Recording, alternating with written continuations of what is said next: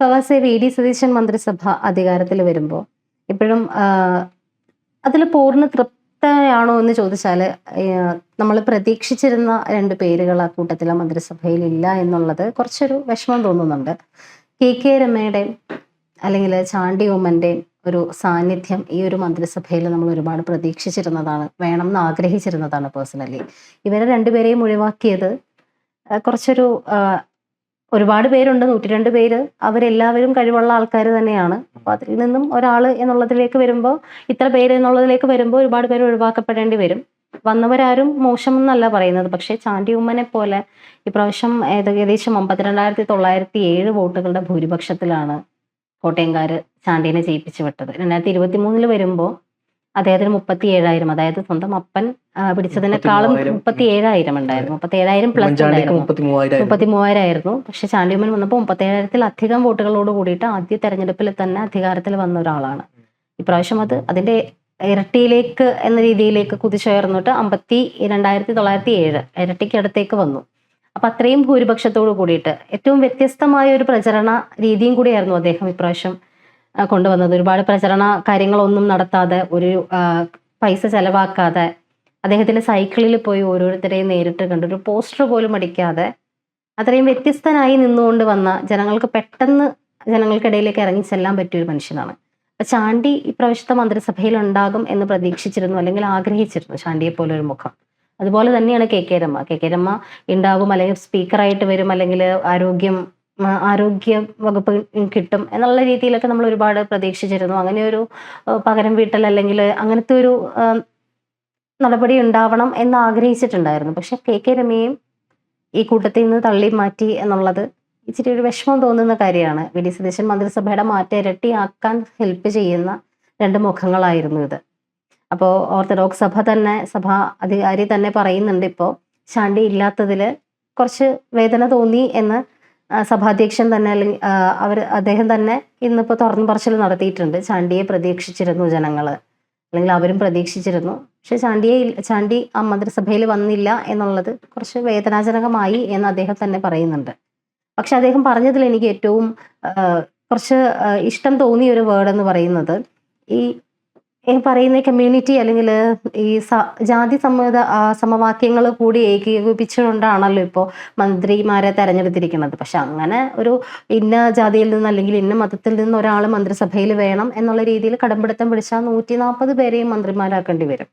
പക്ഷെ ആ ഒരു സമവാക്യം മാറ്റി നിർത്തിക്കൊണ്ട് കഴിവുള്ളവരെ അല്ലെങ്കിൽ ഡിസേർവിങ് ആയവരെ കൂടെ ഇതിൽ ഉൾപ്പെടുത്തണമായിരുന്നു എന്ന് പറയാതെ പറഞ്ഞു വെക്കുകയാണ് അദ്ദേഹം ചെയ്യുന്നത്. അവിടെ നിന്ന് തിരുവഞ്ചൂരിനെ കിട്ടിയതിൽ, അല്ലെങ്കിൽ തിരുവഞ്ചൂരിനെ സ്പീക്കർ സ്ഥാനത്തേക്ക് അദ്ദേഹം വന്നത് അദ്ദേഹത്തെ പോലെ ഒരു മുതിർന്ന നേതാവ് ഇതുകൊണ്ടും അർഹിക്കുന്ന കാര്യം തന്നെയാണ്. പക്ഷെ ചാണ്ടിയുടെ ഒരു മാറ്റിനിൽപ്പ്, അല്ലെങ്കിൽ ആ ചാണ്ടിക്ക് അർഹമായ ഒരു സ്ഥാനം കിട്ടിയില്ല എന്ന് തോന്നുന്നുണ്ട്.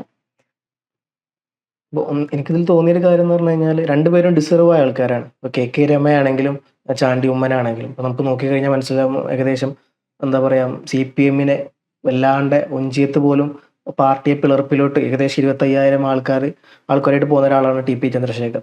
പിന്നീട് അതിൻ്റെ ഒരു പ്രത്യാക്രമണം നേരിട്ട ആള് 52 വയസ്സായിരുന്നു. 52 വയസ്സുകാരൻ 51 വെട്ടിയിട്ടാണ് അന്ന് അദ്ദേഹം ഇടതുപക്ഷത്തിൻ്റെ പല ആൾക്കാരും കൊലപ്പെടുത്തിയത്. അപ്പം അന്ന് ഈ മരിച്ചു കഴിഞ്ഞപ്പം അദ്ദേഹത്തിൻ്റെ അമ്മ പറഞ്ഞൊരു വാക്കുണ്ട്, ഇതെൻ്റെ മകനല്ല, എൻ്റെ മകൻ ഇങ്ങനെയല്ല. കാരണം മുഖം പോലും അത്രയും വികൃതമായിരുന്നു, കണ്ട തിരിച്ചറിയാത്തൊരു സിറ്റുവേഷനിലായിരുന്നു ആ സമയത്ത് അദ്ദേഹത്തിൻ്റെ ശരീരം എന്ന് പറഞ്ഞു കഴിഞ്ഞാൽ. അപ്പം അത്രത്തോളം എന്താ പറയുക, ഒരു മനുഷ്യനെ എങ്ങനെയൊക്കെ ഇല്ലാണ്ടാക്കാൻ പറ്റുമോ അങ്ങനെയൊക്കെ ചെയ്തിട്ട്, കോൺഗ്രസ് ചെയ്യേണ്ടത് ഇങ്ങനെ ഇല്ലാണ്ടാക്കിയ ഒരാളുടെ പത്നിയെ എന്തുകൊണ്ട് നിയമസഭയിലോട്ട് കൊണ്ടുവരുമ്പം അത് ചെയ്തവർക്കുള്ള ഏറ്റവും വലിയൊരു തിരിച്ചടി അതായിരിക്കും. ഈ പറഞ്ഞ പോലെ വി.ഡി. സതീശൻ നല്ലൊരു കാര്യങ്ങളിലൊന്നാണ് ഈ പറഞ്ഞ പോലെ SITക്ക് എന്താ പറയുക അന്വേഷണത്തിന് ഉത്തരവിട്ടത്, യൂത്ത് കോൺഗ്രസിൻ്റെ കുട്ടികളെ അടിച്ചതിൻ്റെ കാര്യത്തിൽ. അതേപോലെ ചെയ്യേണ്ട ഒരു കാര്യമായിരുന്നു ഇത്. അറ്റ്ലീസ്റ്റ് ഒരു നിയമസഭാ സ്പീക്കറെങ്കിലും ആക്കി കൊണ്ടുവരണം എന്നൊരു അഭിപ്രായമുള്ള ഒരാളായിരുന്നു ഞാൻ. അപ്പം രമ എന്തുകൊണ്ട് അതിനോട് ഡിസേർവ് ആണ്. പിന്നെ രമ പറഞ്ഞത് അവരങ്ങോട്ടൊന്നും ചോദിച്ചില്ല എന്നുള്ളൊരു കാര്യമാണ് പറഞ്ഞത്. അവരിങ്ങോട്ട് എന്തെങ്കിലും തരും എന്നുള്ളൊരു എക്സ്പെക്ടേഷൻ അവർക്ക് ഉണ്ടായിരുന്നു. അപ്പം അങ്ങനെ തരികയാണെങ്കിൽ ഓക്കെ വാങ്ങിക്കാം, അതല്ല എന്നുണ്ടെങ്കിൽ ഓക്കെ എന്നുള്ള രീതിയിലായിരുന്നു. പിന്നെ അവർ തന്നെ പറയുന്നുണ്ട്, അവർ പുറത്ത് നിന്ന് UDFന് പിന്തുണ കൊടുക്കുന്ന ഒരു പാർട്ടിയാണ്, അല്ലാണ്ട് UDFൻ്റെ ഉള്ളിലുള്ള ഒരു ഘടകകക്ഷി ആയിട്ടല്ല അവർ നിൽക്കുന്നത് എന്നുള്ളത്. പക്ഷെ UDF എങ്ങനെയാണോ അതേപോലെ ബാക്കി എല്ലാ പാർട്ടികളും പോലെ അവരും ഇവരെ ഉൾക്കൊള്ളിച്ചു കൊണ്ട് പോകുന്ന ഒരു പാർട്ടിയാണെന്നുള്ളത്. അപ്പോൾ എന്തുകൊണ്ടും രമ അതിന് യോഗ്യപ്പെട്ട ഒരാൾ തന്നെയാണ്. പക്ഷെ കൊടുക്കാത്തതിൽ ഈ പറഞ്ഞ പോലെ എനിക്കും വ്യക്തിപരമായ വിയോജിപ്പുണ്ട്. ഈ ചാണ്ടി ഉമ്മൻ്റെ കാര്യത്തിലോട്ട് വരുമ്പോൾ ഈ പറഞ്ഞ പോലെ പുതുപ്പള്ളിയിൽ എല്ലാവരെയും അമ്പരിപ്പിച്ചുകൊണ്ട് പിന്നെ എനിക്ക് ഈ അച്ഛൻ്റെ കാര്യത്തോട് മാത്രമല്ല നമ്മളവിടെ നോക്കുകയാണെന്നുണ്ടെങ്കിൽ എല്ലാ മതക്കാർക്കും ഒരേപോലെ അനുയോജ്യനായ ഒരാളാണ് ചാണ്ടി ഉമ്മൻ. അദ്ദേഹം മാത്രമല്ല, അദ്ദേഹത്തിൻ്റെ പിതാവാണെങ്കിൽ ഉമ്മൻചാണ്ടി ആണെങ്കിൽ പോലും ഇത് ജാതി മത സമവാക്യങ്ങൾക്ക് അതീതമായി എല്ലാവരും റെസ്പെക്ട് ചെയ്യുന്ന ബഹുമാനിക്കുന്ന ഒരു വ്യക്തിയാണ് അദ്ദേഹം. അപ്പം ആ ഒരു സാധനം അദ്ദേഹത്തിനും കിട്ടിയിട്ടുണ്ട്. ആ ഒരു പക്വത പോലും ഈവൻ ഈ പറഞ്ഞ പോലെ ഇലക്ഷൻ ക്യാമ്പയിനിൽ അദ്ദേഹം പറഞ്ഞിട്ടുണ്ട്, എനിക്ക് ഇത്ര രൂപ ചിലവായത്, അത് ഇതിനൊക്കെ ചിലവായത്, അതിൻ്റെ എല്ലാ കാര്യവും അദ്ദേഹം പുറത്തു വിട്ടു. ഇത്രത്തോളം പൈസ ഞാൻ സേവ് ചെയ്തു, അതിന് ഞാൻ ചെയ്യാൻ പോകുന്നത് ഓരോരുത്തർക്കും വീട് വെച്ച് കൊടുക്കും, ആ പൈസ ബാക്കിയുള്ളതുകൊണ്ട് ഞാൻ എൻ്റെ നാട്ടുകാർക്കും വീട് വെച്ച് കൊടുക്കും എന്നുള്ള സാധനം. അപ്പം ഇത്തരത്തിലും പക്വത. അത് മാത്രമല്ല, ഇലക്ഷൻ ലാസ്റ്റ് ദിവസം കുട്ടിക്കലാശത്തിൻ്റെ ആ ദിവസം അദ്ദേഹം പറഞ്ഞത് അത്രയൊന്നും പൈസ വേണ്ട, മാത്രമല്ല ഈ സാധനം പലതരത്തിലുള്ള പ്രൊവോക്കിലോട്ട് പോകും, ആൾക്കാർ അങ്ങോട്ടും ഇങ്ങോട്ടും തല്ല് പോകും, അതിൻ്റെ ഒന്നും ആവശ്യമില്ല, അത് എൻ്റെ നാട്ടുകാരാണ്, അത്തരത്തിലുള്ളൊരു സാധനത്തിൻ്റെ ആവശ്യം എല്ലാം കൊണ്ട് പക്വതയാർന്ന ഒരാളാണ്. അപ്പം അങ്ങനത്തെ ഒരാളെ ഈ പറഞ്ഞ പോലെ മന്ത്രിസ്ഥാനത്തോട്ട് കൊണ്ടുവരുന്നത് നല്ലൊരു കാര്യമായിരുന്നു. പക്ഷേ ഈ പറഞ്ഞ പോലെ OJ ജനീഷിനെ നമുക്ക് തള്ളിക്കളയാനും പറ്റില്ല. ഒന്നുമല്ലായ്മയിൽ നിന്നും വളർന്നു വന്നൊരു നേതാവാണ് OJ ജനീഷ് എന്ന് പറഞ്ഞത് യൂത്ത് കോൺഗ്രസിൻ്റെ. പക്ഷേ എനിക്ക് തോന്നി കുറച്ച് സ്പീഡപ്പായി പോയി എന്നുള്ളൊരു കാര്യം OJ ജനീഷിൻ്റെ. കാരണം യൂത്ത് കോൺഗ്രസ് സ്ഥാനത്തോട്ട് വരുന്നു, 6 മാസം കഴിയുമ്പോഴേക്ക് ഈ പറഞ്ഞ പോലെ ഇലക്ഷൻ വരുന്നു, ഫസ്റ്റ് ടൈം മന്ത്രിയാവുന്നു.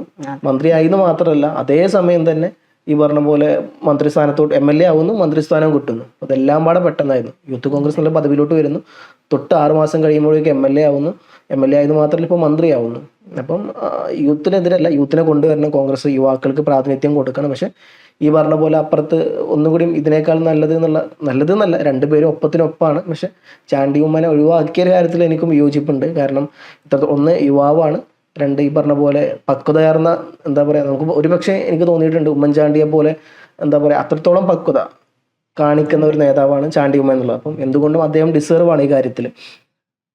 ഉറപ്പായിട്ടും ചാണ്ടി ഉമ്മൻ മുന്നോട്ട് വെക്കുന്ന ആശയങ്ങൾ അല്ലെങ്കിൽ എല്ലാ കാര്യത്തിലും ഒരു പുള്ളിയുടേതായിട്ടുള്ള ഒരു വ്യത്യസ്തത പുലർത്താനായിട്ട് ശ്രമിച്ചിട്ടുണ്ട്. എല്ലാം കൊണ്ടും ഒരു മാതൃക മുന്നോട്ട് വെക്കാൻ പറ്റിയിട്ടുണ്ട്. അപ്പൊ യൂത്തിനിടയിൽ ഒരുപാട് ഇത് കിട്ടിയേനെ അദ്ദേഹം വന്നിരുന്നുവെങ്കിൽ, അദ്ദേഹം ഒരു മന്ത്രിസഭയിൽ ഉണ്ടായിരുന്നുവെങ്കിൽ VD സതീശൻ മന്ത്രിസഭയുടെ മാറ്റു കൂട്ടുന്ന ഒരു തെരഞ്ഞെടുപ്പ് തന്നെയാവുമായിരുന്നു അത്. ഇപ്പോൾ ഇത്രയും പ്രചരണങ്ങളും കാര്യങ്ങളും ഒക്കെ ഒഴിവാക്കി ഓരോരുത്തരുടെയും വീടുകളിൽ നേരിട്ട് ചെന്ന് പ്രചരണം നടത്താനും അല്ലെങ്കിൽ സൈക്കിളിൽ ചെന്ന് ആളുകളോട് കണ്ട് കാര്യങ്ങൾ ബോധിപ്പിക്കാനും നമുക്ക് ഒഴിവാക്കാൻ പറ്റാത്തൊരു കാര്യമാണ് നിലമ്പൂർ തെരഞ്ഞെടുപ്പിൽ ചാണ്ടി ഉമ്മന്റെ ഒരു എന്താ പറയാ കോൺട്രിബ്യൂഷൻ എന്ന് പറഞ്ഞു കഴിഞ്ഞാൽ. ഇപ്പം ഏകദേശം 3000-ഓളം വീടുകളാണ് അദ്ദേഹം കയറി ഇറങ്ങിയത്. അത്രത്തോളം എന്താ പറയാ ഉമ്മൻചാണ്ടി എങ്ങനെയാണോ അതേപോലെ തന്നെ അതിൽ യാതൊരു വിധവും ഇല്ല. അദ്ദേഹം സ്വന്തമായിട്ടൊരു സ്ഥാനം പഞ്ചായത്ത് ഏറ്റെടുക്കുന്നു, ആ പഞ്ചായത്തിന് മൊത്തം കാര്യങ്ങൾ ഞാൻ ഏറ്റെടുക്കുന്നു എന്ന് പറയുന്നു, ഓരോ വീട് കയറുന്നു, എന്നിട്ട് ഇൻട്രൊഡ്യൂസ് ചെയ്യുന്നു, ഞാൻ ഇന്ന ആളാണ്, ഇന്ന ആളുടെ മകനാണ്, ഞങ്ങളുടെ പാർട്ടിയുടെ കാൻഡിഡേറ്റ് ഇന്ന ആളാണ്, നിങ്ങൾ എല്ലാവിധ സപ്പോർട്ടും ഉണ്ടാവണം. അദ്ദേഹത്തിന് ഇതിൻ്റെ യാതൊരുവിധ ആവശ്യമല്ല. ബാക്കി എല്ലാവരും ചെയ്യുന്ന പോലെ ഒരു ജീപ്പ് പര്യടനമോ ഒരു പര്യടനം അല്ലെങ്കിൽ ചെറിയൊരു പദയാത്രയോ ഒരു ഭാഗത്തോട് മാത്രം ഫോക്കസ് ചെയ്യുന്ന ആൾക്കാർ മാത്രം ഉണ്ടാവുന്ന കുറച്ച് ഏരിയ ഫോക്കസ് ചെയ്ത് നടത്തിയാൽ മതി. പക്ഷെ അതിൽ നിന്ന് ഒഴിവായി വീടാന്തരം കയറുന്നു. എനിക്ക് തോന്നുന്നത് ഒരു പരിധി വരെ നിലമ്പൂരിൽ അൻവർ PV അൻവർ ഒറ്റയ്ക്ക് നിന്നിട്ട് പോലും കോൺഗ്രസ് ജയിക്കാനുള്ള ഒരു കാരണം ചാണ്ടി ഉമ്മനൊക്കെ വലിയ തരത്തിൽ കോൺട്രിബ്യൂഷൻ ചെയ്തിട്ടുണ്ട്. അപ്പം അതും ഈ പറഞ്ഞ പോലെ ചാണ്ടിന്റെ ഏറ്റവും വലിയൊരു പക്വതയാർന്ന നിലപാടായിട്ട് എനിക്കത് തോന്നിയിട്ടുണ്ട്. അല്ല, ഉറപ്പായിട്ടും ചാണ്ടിയെ പോലെ ഒരു നേതാവ് അല്ലെങ്കിൽ ചാണ്ടിയെ പോലെ യുവജനങ്ങൾക്ക് കൂടുതൽ ഇത് കൊടുക്കണം എന്ന് പറയുമ്പോൾ തന്നെ ചാണ്ടി എല്ലാം കൊണ്ടൊരു വ്യത്യസ്തത പുലർത്തുന്ന അല്ലെങ്കിൽ ഒരുപാട് മാതൃകകൾ മുന്നോട്ട് വെച്ച രാഷ്ട്രീയത്തിൽ ജനങ്ങൾ കൈയടിച്ച് ഇത്രയും ഒതുക്കി കാര്യങ്ങളൊക്കെ ചെയ്തിട്ട് പോലും അദ്ദേഹത്തിന് ഇത്രയും വൻ ഭൂരിപക്ഷത്തോടുകൂടി ജയിക്കാൻ പറ്റിയിട്ടുണ്ടെങ്കിൽ ജനങ്ങൾ അത്രത്തോളം അദ്ദേഹത്തിനൊപ്പം നിൽക്കുന്നുണ്ട് ഓരോ കാര്യങ്ങളിലും. ഭയങ്കര സിമ്പിളാണ് ആള്. അപ്പൊ അതുപോലെ ഒരാൾ വന്നിരുന്നുവെങ്കിൽ നന്നായിരുന്നു എന്ന് വിചാരിച്ചിരുന്നു. അതുപോലെ തന്നെ KK രമയെ ഒഴിവാക്കിയത് ശരിക്കും KK രമയോട് കാണിച്ചൊരു നെറികേടായിട്ട് തന്നെ അതിന് തോന്നിയിട്ടുള്ളത്. KK രമ ഉറപ്പായിട്ടും ഈ ഒരു മന്ത്രിസഭയിൽ ഉറപ്പായിട്ടും ഒരു സ്ഥാനം അർഹിക്കുന്ന ആളായിരുന്നു. അതിപ്പോൾ ഈ TP ചന്ദ്രശേഖരൻ്റെ ആത്മാവിനോട് അല്ലെങ്കിൽ ആ ചെയ്ത പ്രവൃത്തിയോട് കൊടുക്കാവുന്ന ഏറ്റവും വലിയ തിരിച്ചടി അല്ലെങ്കിൽ എങ്ങനെയാ പറയുക CPM-ന് കൊടുക്കാവുന്ന ഒരു തിരിച്ചടി എന്നുള്ളതിനപ്പുറത്തേക്ക് KK രമ ഡിസേർവിങ് ആയിട്ടുള്ള ആളാണ്, ഒരുപാട് കഴിവുകളുള്ള ആളാണ്. ഇപ്പോൾ ഭർത്താവിൻ്റെ മരണശേഷം രാഷ്ട്രീയത്തിലേക്ക് ഇറങ്ങിയതാണ് ഉമാ തോമസ് വന്നെങ്കിൽ പോലും അവര് കഴിവ് ഇല്ലാത്ത ആളാണെന്ന് പറയല്ല. പക്ഷെ KK രമ എന്നുള്ളത് കുറച്ചും കൂടി കുറച്ചും കൂടി പോരാടി വന്ന വ്യത്യസ്തയാണ്. ഒരാളാണ്. അതെ, ഉറപ്പായിട്ടും. ഇപ്പൊ ഉമാ തോമസ് സഹതാപ തരംഗം എന്നൊക്കെ പറഞ്ഞാലും ഉമാ തോമസിന്റെ വിജയം എന്ന് കഴിവുള്ളവരാണ്. പറയുന്നത് കഴിവുണ്ട്, ഇല്ല എന്നല്ല. പക്ഷെ കെ രമ കുറച്ചും കൂടി, അവര് എപ്പോഴും പറയാറുണ്ട്, ഞാൻ പ്രീ പ്ലാൻ ചെയ്തല്ല പ്രസംഗങ്ങൾ പ്രസംഗിക്കാറുള്ളത്. അവർ പറയുന്ന ഓരോ വരിയും തീയാവുന്നുണ്ടായിരുന്നു, ഒരുപാട് ആളുകളിലേക്ക് ഇറങ്ങി ചെല്ലുന്നുണ്ടായിരുന്നു. അല്ലെങ്കിൽ ആ ഒരു ഏരിയയിൽ, വടകര പോലെ ഒരു സ്ഥലത്ത് കോൺഗ്രസിന് അല്ലെങ്കിൽ ഇതുപോലെ ഒരു വിജയം ഇത്രയും വർഷങ്ങളായിട്ട് കൊണ്ടുവരാൻ പറ്റിയിട്ടുള്ള കെ രമ നേതാവായിട്ട് വന്നതിന് ശേഷം തന്നെയാണ്. കെ രമയ്ക്ക് അവിടെ ഉള്ള ഒരു ഇത് കേരളം മൊത്തം അറിയപ്പെടുന്ന ഒരു നേതാവായിട്ട് ടി.പി. ചന്ദ്രശേഖരന്റെ ഒരുപാട് ആക്ഷേപങ്ങൾ അവർ കേട്ടു. വിധവ എന്നുള്ള വിളി കേട്ടു, ഒരുപാട് ആക്ഷേപങ്ങൾ കേട്ടു. ഓരോ ദിവസവും അവര് ഉയർത്തെണീറ്റിട്ടേ ഉള്ളൂ. ഒരു അഴിമതിയുടെയോ ഒരു കാര്യങ്ങളിലും ഒരിക്കലും പേര് വരാത്ത ഒരു നേതാവ്, അങ്ങനെ നിന്നൊരു നേതാവ് കെ രമയ്ക്ക് കിട്ടേണ്ട ഒരു അർഹമായിട്ടുള്ളൊരു സ്ഥാനമുണ്ട്. ആ സ്ഥാനം വി.ഡി മന്ത്രിസഭയിൽ കിട്ടാണ്ട് പോയതിൽ ഒരുപാട് വിഷമം തോന്നുന്നുണ്ട്. ഉറപ്പായിട്ടും ഏതെങ്കിലും ഒരു സ്പീക്കർ സ്ഥാനത്തേക്കെങ്കിലും അവർ വരും എന്ന് നമ്മൾ ഉറപ്പിച്ച് വിശ്വസിച്ചിരുന്നു. കെ രമയുടെ പേര് അക്കൂട്ടത്തിൽ ഇല്ല എന്ന് കണ്ടപ്പോൾ തോന്നിയ അതേ വിഷമം ചാണ്ടിയുടെ പേരിലും പേഴ്സണലി തോന്നിയിട്ടുണ്ട്. ഈ രണ്ട് കൂട്ടരോടും കാണിച്ചത്, പ്രത്യേകിച്ച് കെ രമയോട് കാണിച്ചത് ഒരു നെറുകേട് നെറുകേടായിട്ട് വേണമെങ്കിൽ പറയാവുന്ന ഒരു കാര്യം തന്നെയാണ് അത്. എന്തുകൊണ്ടോ മനസ്സിൽ വിഷമം തോന്നുന്ന ഒരു സംഭവമാണത്.